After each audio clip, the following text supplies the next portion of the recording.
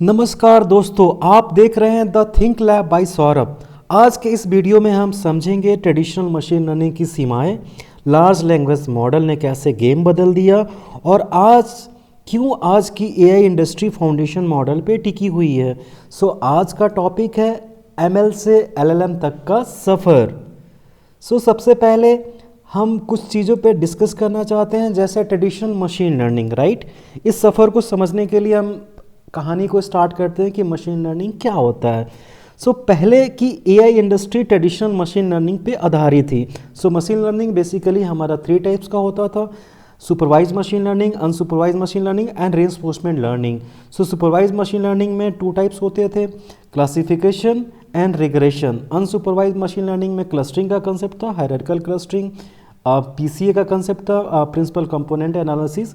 This तरह का clustering and एक तरह का अलग अलग डेटा के अकॉर्डिंग हम अलग अलग मशीन लर्निंग अप्लाई करते थे। अगर आपके पास स्ट्रक्चर डेटा है, स्ट्रक्चर डेटा में आपके पास लेबल डेटा है, तो फिर हम क्लासिफिकेशन के लिए जाते थे।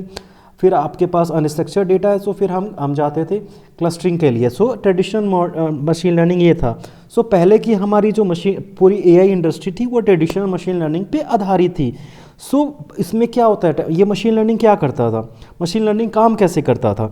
पहले हम क्या करते थे, हर काम के लिए अलग से डेटा पाइपलाइन करते थे, फीचर इंजीनियरिंग करते थे, अलग से मॉडल को ट्रेनिंग करते थे, फिर अलग से मॉडल को डिप्लॉय करते थे। सपोज आपको एक मॉडल बनाना है फ्रॉड डिटेक्शन के लिए, ठीक है। आपको एक वर्क है, आपको वर्क असाइन किया हुआ है कि फ्रॉड डिटेक्शन बनाना है, या फिर एकोमोडेशन सिस्टम बनाना है, या फिर आपको सेंटिमेंट एनालिसिस करना है। ये तीनों प्रॉब्लम क्या था, मशीन लर्निंग के प्रॉब्लम थे, राइट। इसके लिए हमें क्या करना पड़ेगा, फिर से हमें डेटा पाइपलाइन बनाना पड़ेगा, फीचर इंजीनियरिंग करना पड़ेगा, मॉडल ट्रेनिंग करना पड़ेगा, और फिर अलग से डिप्लॉयमेंट करना पड़ता था। इस प्रोसेस में क्या था, काफ़ी स्लो था, एक्सपेंसिव भी था, क्योंकि आपको ये सारे काम बार बार करने पड़ेंगे, ठीक है। फिर ये क्या था, नैरो था, सीमित था, ठीक है। ये हमारा मशीन लर्निंग का चीज़ें थी। अब हमारा था कि मशीन लर्निंग क्या था, कि उसकी सीमाएं क्या थी। सीमाएं मतलब कि वो क्यों स्केल नहीं कर पाया, सीमाएं, और क्यों एलएलएम की क्यों रिक्वायरमेंट पड़ी।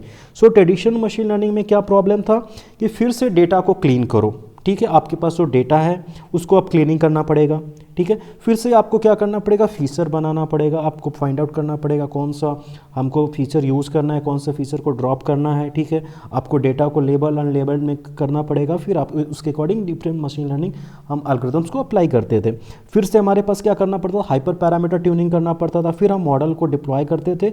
मॉडल को फिर क्या करते थे, मेंटेन करते थे। ये सारे काम करने से हमें क्या करती थी, कॉस्ट बढ़ती थी, फिर इनोवेशन की स्पीड कम होती थी, और हर मॉडल में कुछ ना कुछ ब्लाइंड स्पॉट बने रहते थे, यानी मॉडल हमारा अंडर फिटिंग ओवर फिटिंग होते रहता था, ठीक है। ये सारी चीज़ें हमारी प्रॉब्लम थी। फिर क्या हुआ, इस सारी प्रॉब्लम को दूर करने के लिए हमारा एलएलएम का आगमन हुआ, अराइवल ऑफ एलएलएम। ये पूरा गेम चेंज कर दिया इसने, एलएलएम ने हमारे पूरी आईटी इंडस्ट्री की गेम चेंज कर दी।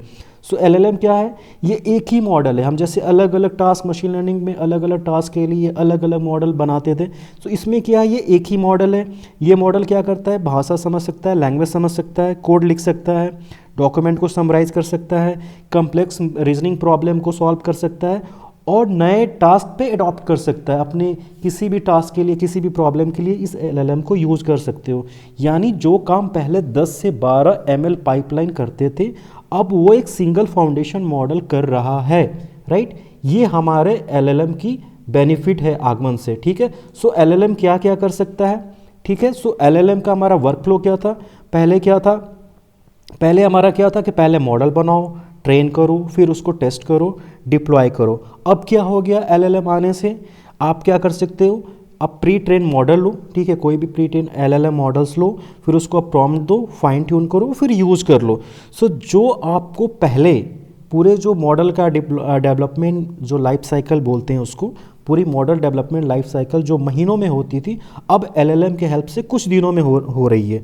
और इसके साथ सबसे बड़ी बात है, ये एलएलएम के पास बहुत बड़ा डेटा सेट पे ट्रेन किया हुआ है। पहले हमारा क्या था, हम अलग से डेटा लेते थे, फिर डेटा को क्लीन करते थे, फिर डेटा पे मॉडल को ट्रेन करते थे।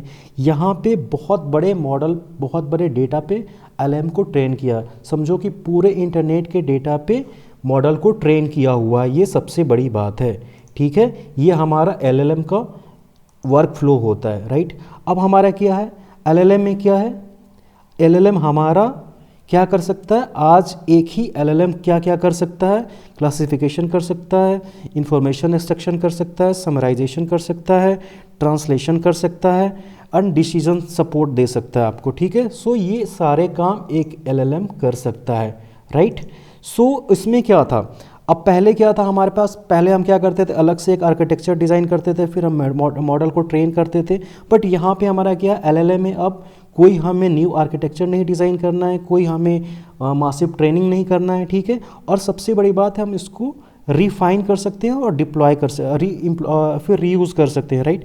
सो ये पूरा एमएल से एलएलएम को सफ़र को ऐसे समझ सकते हैं, ये फीचर इंजीनियरिंग से प्रॉम्प्ट इंजीनियरिंग तक का सफ़र है, ठीक है। सो एलएलएम के साथ काम करने का तरीका बदल गया, अब हम किस पे करते हैं, फोकस करते हैं, प्रॉम्प्ट इंजीनियरिंग पे फोकस करते हैं, आउटपुट इवोल्यूशन पे फोकस करते हैं, और उसके साथ साथ हम उस मॉडल को सही से डेटा के साथ कनेक्ट करते हैं, राइट।